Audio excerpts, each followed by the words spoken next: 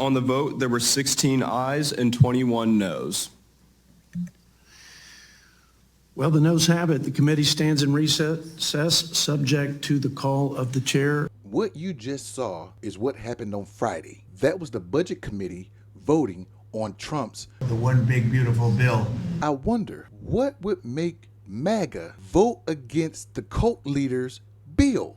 They got the White House, they got the Congress, both houses, they got the Supreme Court, they got most federal judges around the country, they got circuit judges. I mean, they run the country. Why would they block Trump's bill? The proposed bill includes cuts to Medicaid and food stamps. It's part of an effort to slash spending by at least $880 billion to help pay for tax cuts. Yep, that'll do it. That'll sure goddamn do it. But wait a minute. She said tax cuts. So the assumption would be that those tax cuts are for everybody. But we already know from 2017 what those tax cuts did. The tax cuts in 2017, which they are trying to make permanent now, and they can't, those tax cuts back then gave more benefits to the rich than ordinary American people. They're trying to make those tax cuts permanent by taking away Medicaid, Social Security, and other benefits. Now, don't get me wrong. I'm not talking about, like the Republicans say, I'm not talking about able-bodied people who are siphoning money from Medicaid and Medicare. If you can work and there's decent jobs available, and look, I understand about minimum wage and I understand about what's going on with business. And I will also add that I'm 100% disabled veteran PNT, which means permanent in total. Yes, I have the DV on my license plate and I got the handicap tag. So technically, I can be on Social Security disability benefits, but I still work.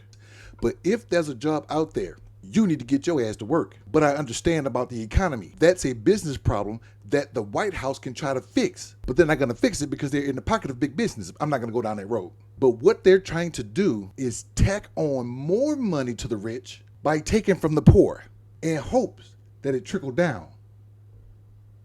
Remember that? Two key votes came from these Republican Congress members, Representatives Ralph Norman and Chip Roy. Now, Ralph Norman had his reasons as to why he don't support the bill. Unfortunately, the current version falls short of these goals and fails to deliver the transformative change that Americans were promised. Let's focus on Chip Roy, because Chip Roy came in with a chip on his shoulder. He pretty much told them, I feel like stopping the today. Yeah, you gotta, I'm gonna cut it for brevity, but you gotta hear what he says.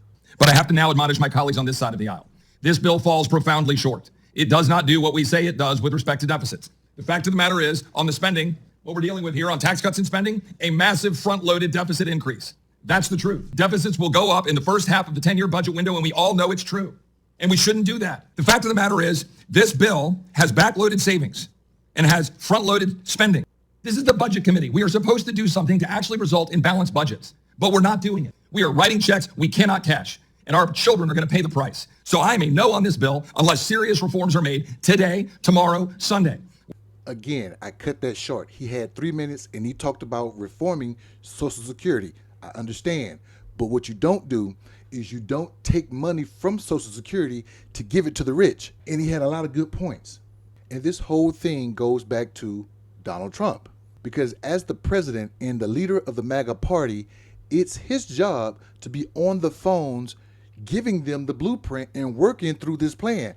How do you fix the problem? How do you do massive tax cuts and pay off the debt and the deficit? That's a hard bargain. That's a hard thing to do. So as the president, you're supposed to be on the ground, doing the hard work, getting your staff involved. You're supposed to be running the Congress and telling them this is how we can fix it.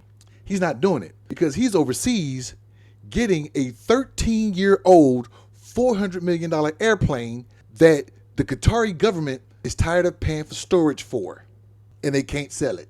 So give it to the orange chicken. What do you think?